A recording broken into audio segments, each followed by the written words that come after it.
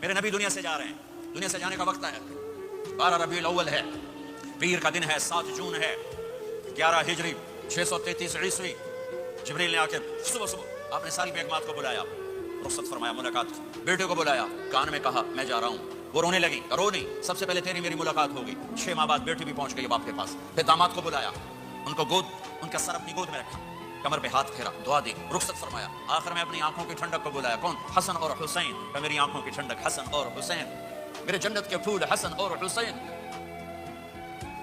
یوں لیا, حسن کو یہاں سے لیتے تھے, حسین کو یہاں, حسن کو ادھر اٹھاتے تھے, حسین کو ادھر اٹھاتے تھے.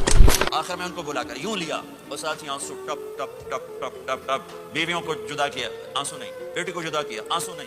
داماد کو جدا کیا, آنسو نہیں. جب بچوں کو جدا کرنے لگے تو یوں آنسو.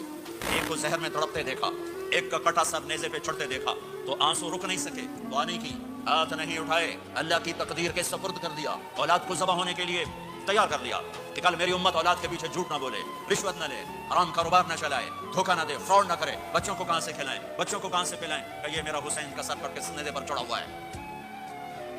کچھ نہیں بولے. جب سب چلے گئے تو جبریل آ گئے. آپ نے فرمایا کیا ہوا؟ خاموش کھڑے تھے.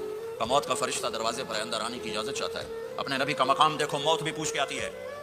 آپ نے کہا آ جائے, آپ کی اجازت پر ملک الموت اندر آئے. اسرائیل کا السلام علیکم یا رسول اللہ. کہنے لگا آپ پہلی ہستی ہیں, میں سلام کر رہا ہوں, میں نے کبھی کسی کو سلام نہیں کیا. کہنے لگا آپ پہلی ہستی ہیں, اللہ نے فرمایا تھا پوچھ کے اندر جانا, بن پوچھے نہ جانا.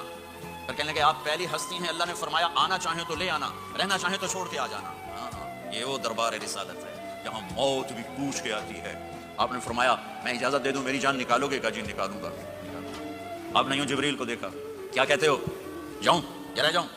جبریل نے کہا اللہ آپ کی ملاقات کے شوق میں ہیں, فیصلہ آپ کریں گے. ہاں یہ بات سنانا چاہتا تھا اگلی. آپ نے کہا اچھا جاؤ, پہلے اللہ سے پوچھ کے آؤ میرے بعد میری امت کے ساتھ کیا کریں, میرے بچوں کیسا, یہ ساری مائیں, میرے بچے میرے بچے میرے بچے میرے بچے. میرے نبی کو تو پتا تھا کہ یہ تڑپ تڑپ کے ایک زہر میں جائے گا اور ایک کا سر کٹ کے نیزے پہ چڑھے گا. کیوں نہیں ان کے لیے ہاتھ اٹھائے, ہمارے لیے کیوں روئے کہ جاؤ اللہ سے پوچھ کے آؤ میرے بعد میری امت کے ساتھ کیا کرے گا, میں پھر جواب دوں گا.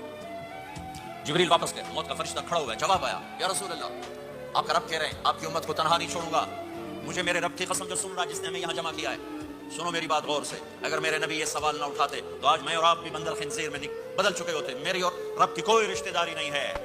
لیکن کون ہے جس نے عذابوں کو روکا ہوا؟ وہ میرے نبی کے آنسو, میرے نبی کی آہیں, میرے نبی کی دعائیں, میرے نبی کی فریادیں, میرے نبی کی تڑپ, میرے نبی کا رونا, میرے نبی کا پیٹ پہ پتھر باندھنا.